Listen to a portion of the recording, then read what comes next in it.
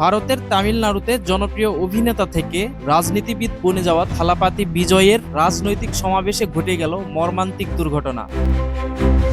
শনিবার সন্ধ্যায় কারুক জেলায় আয়োজিত এই সমাবেশে প্রায় ৩০,০০০ মানুষ উপস্থিত হয়েছিলেন। হঠাৎ করে ভিড় নিয়ন্ত্রণ হারালে ঘটে পদদলিত হওয়ার ঘটনা, যেখানে নিহতের সংখ্যা বেড়ে দাঁড়িয়েছে ৩৯ জনে। নিহত ৩৯ জনের মধ্যে ১৭ জন নারী, ৯টি শিশু, আহত হয়েছে ৪৬ জন। এই মর্মান্তিক ঘটনার বেশ কয়েকটি ভিডিও ইতিমধ্যে সামাজিক যোগাযোগ মাধ্যমে ছড়িয়ে পড়েছে, যা দেশ জুড়ে আলোড়ন সৃষ্টি করেছে।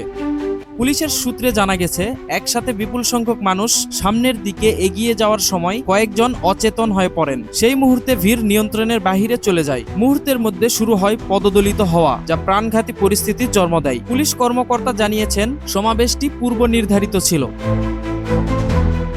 বিজয় এর আগে নামাক্কালে আরেকটি রাজনৈতিক সমাবেশ করেন। ঘোষণা অনুযায়ী ওই দিন সন্ধ্যাতেই কারুক জেলায় উপস্থিত হওয়ার কথা থাকলেও তিনি প্রায় ৭ ঘন্টা দেরি করে আসেন। এতক্ষণে ভিড় সামলানো কঠিন হয়ে পড়ে এবং অনাকাঙ্ক্ষিত এই দুর্ঘটনা ঘটে। এই ঘটনার পর সামাজিক মাধ্যমে নিন্দার ঝড় উঠেছে। অনেকেই প্রশ্ন তুলেছেন, এত বড় সমাবেশে পর্যাপ্ত নিরাপত্তা ব্যবস্থা ও ভিড় নিয়ন্ত্রণের ব্যবস্থা ছিল না কেন? থালাপাতি বিজয় দক্ষিণ ভারতের সবচেয়ে জনপ্রিয় তারকাদের একজন, যার রাজনৈতিক যাত্রা লাখো মানুষের আগ্রহের কেন্দ্রবিন্দু। তবে এই দুর্ঘটনা তার রাজনৈতিক ক্যারিয়ারের শুরুতেই এক শোকাবহ অধ্যায় হিসেবে থেকে যাবে। নিহত পরিবারগুলোর প্রতি শোক জানিয়েছে স্থানীয় প্রশাসন ও সাধারণ মানুষ।